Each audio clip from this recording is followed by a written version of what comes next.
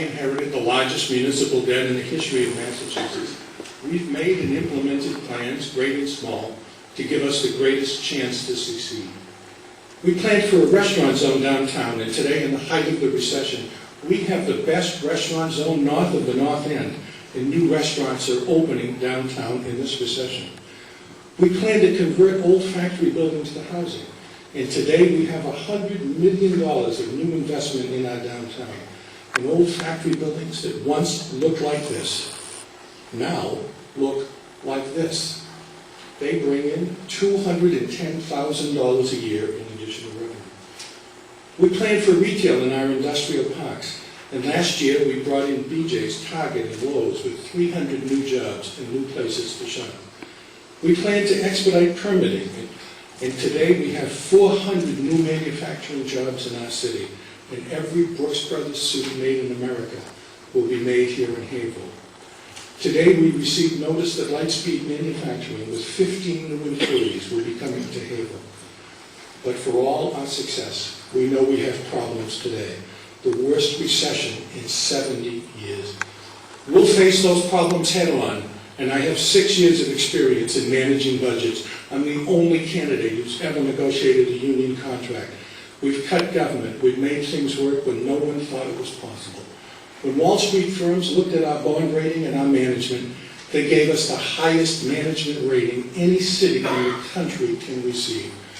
No on-the-job training will be required if I'm reelected. I've worked hard in the past 6 years to turn this city around, and we've made great strides. But I truly believe our greatest days lie ahead. This year we obtained a $2 million grant to expand our industrial parks and bring in more business.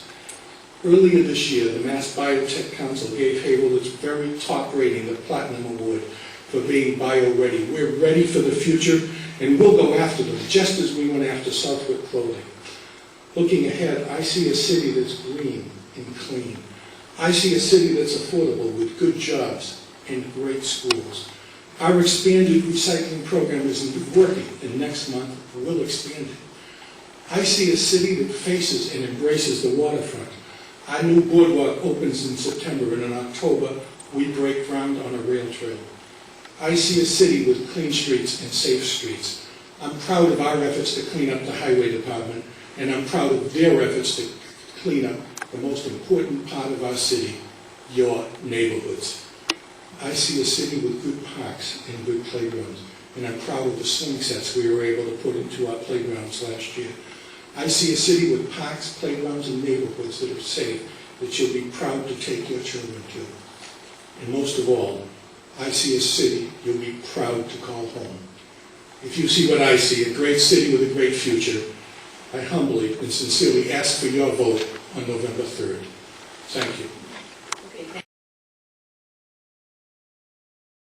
Unfortunately, I still didn't get the answer on the counseling of those 4 firefighters. And that's important to me because one of the important aspects of my platform is to try to professionally manage the city of Haverhill. And that includes being both firm and fair. In fact, we never really got a very clear answer about the DPW scandal and exactly when the mayor knew about that.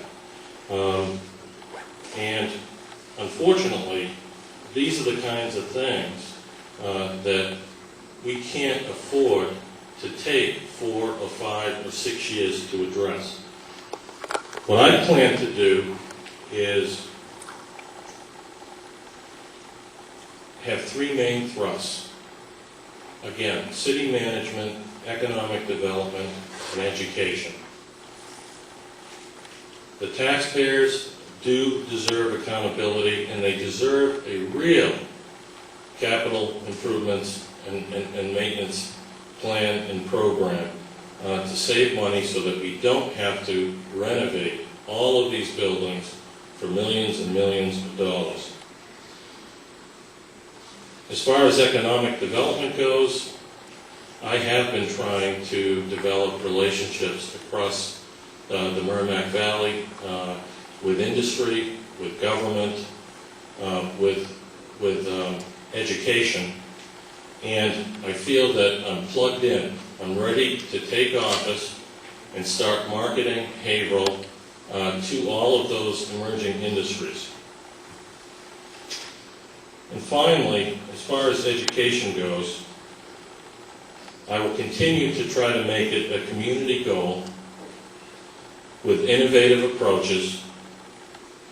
My priorities will be accountability across the board, the purchase of up-to-date textbooks that match state learning objectives, and a volunteer mentoring and tutoring program to help address that bottom of 30 to 40% that we never seem to be able to address.